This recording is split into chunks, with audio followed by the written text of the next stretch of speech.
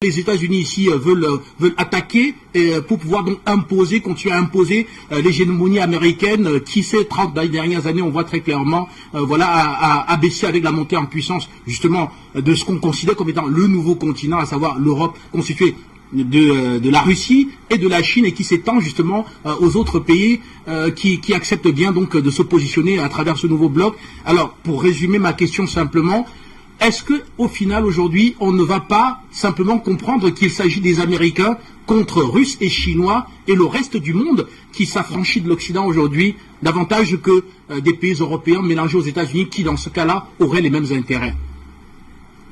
Oui, moi je le dis clairement que l'ennemi de la stabilité de la planète, c'est les États-Unis.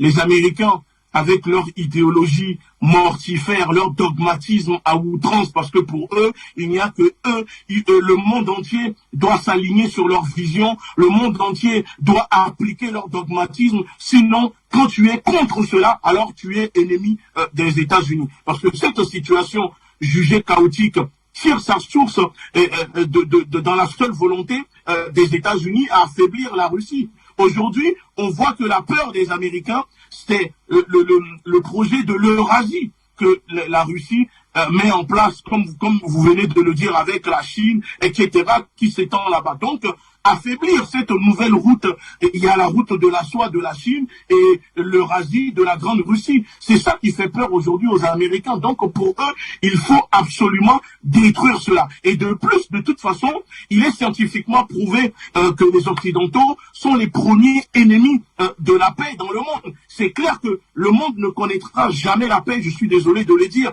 tant que ni la stabilité, tant que les États-Unis continueront de mener cette politique, tant que l'OTAN et l'Europe seront les outils de déstabilisation des Américains, le monde entier ne connaîtra pas la paix.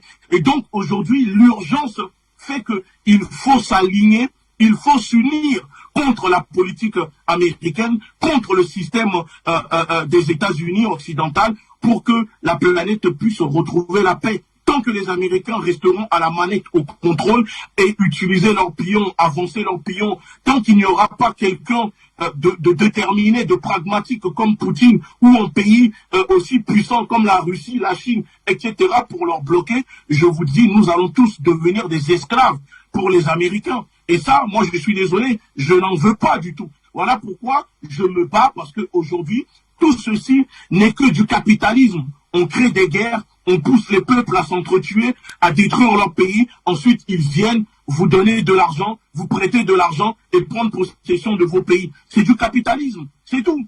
La seule religion, la seule paix que connaît les États-Unis, c'est le capitalisme. Pour eux, soit tu es avec eux ou tu es contre eux, c'est tout. Nguchi Béanger, on va rapidement donner la parole aux téléspectateurs de la télévision panafricaine pour tenter de comprendre